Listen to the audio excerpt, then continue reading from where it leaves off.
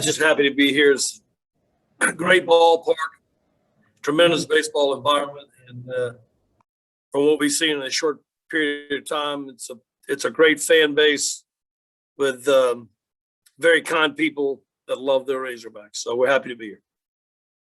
Alex Sawyer, go ahead and start us off.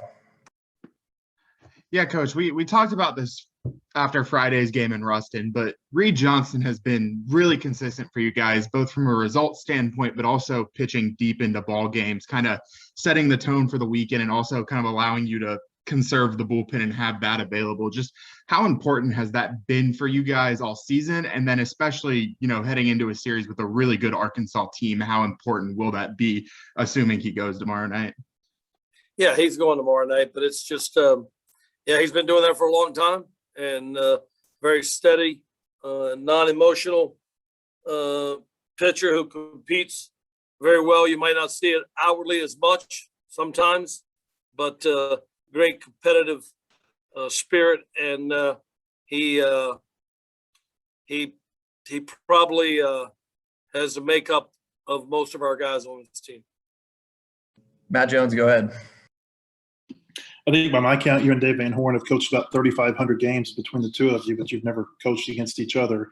What do you know about him? Have your paths ever crossed in recruiting or USA Baseball, anywhere like that? Yeah, great coach. I've been a part of USA Baseball for a long time, including coaching the national team this year.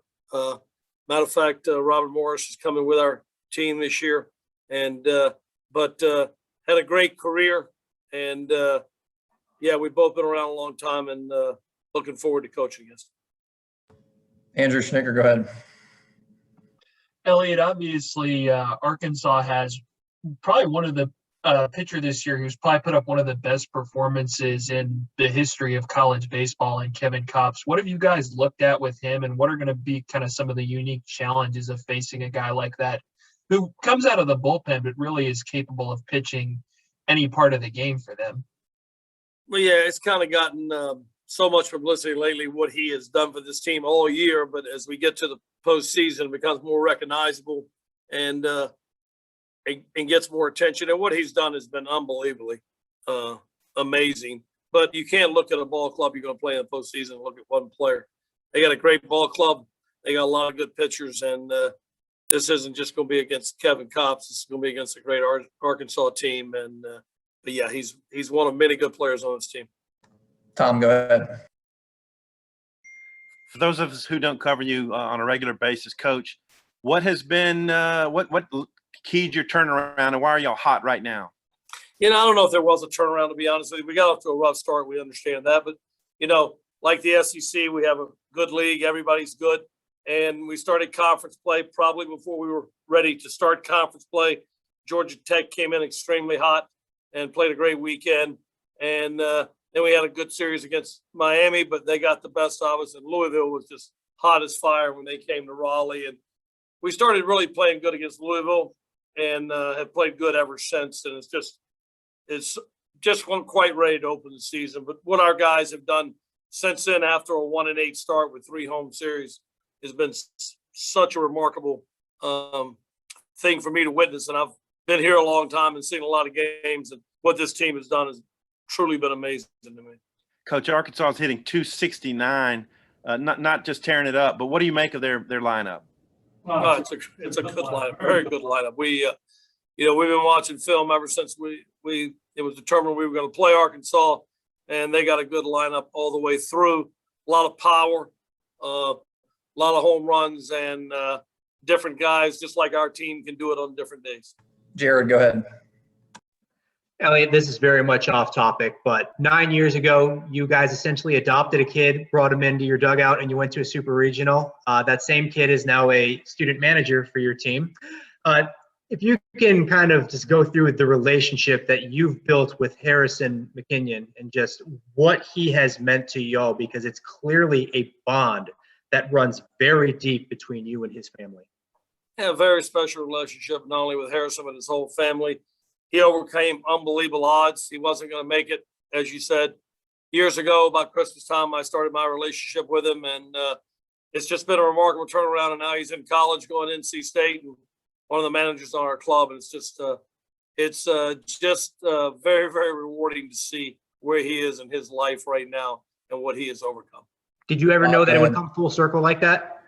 Excuse me? Did you ever think that it would come full circle like that, where he was in the dugout as a kid and he'd be coming back your way? No, I don't think you never envisioned those things, but it's really great to see. Bob, go ahead. Hey, Coach, how you doing?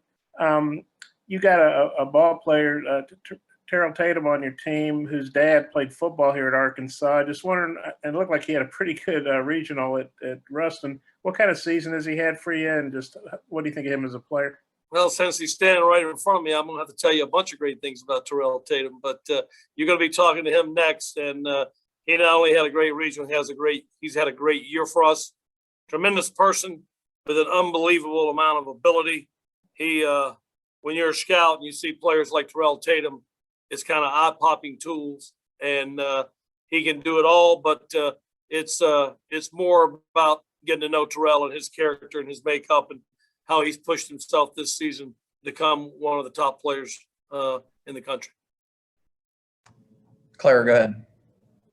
Yeah, hey, Coach, I'm sure you've seen and heard what it's like to play in Baum. Have you ever played in a stadium like that, and how do you prepare the team for that type of crowd? I don't think you ever prepare anything like that, and as hard as you could try to prepare, you can't really do it. So it comes down to the players.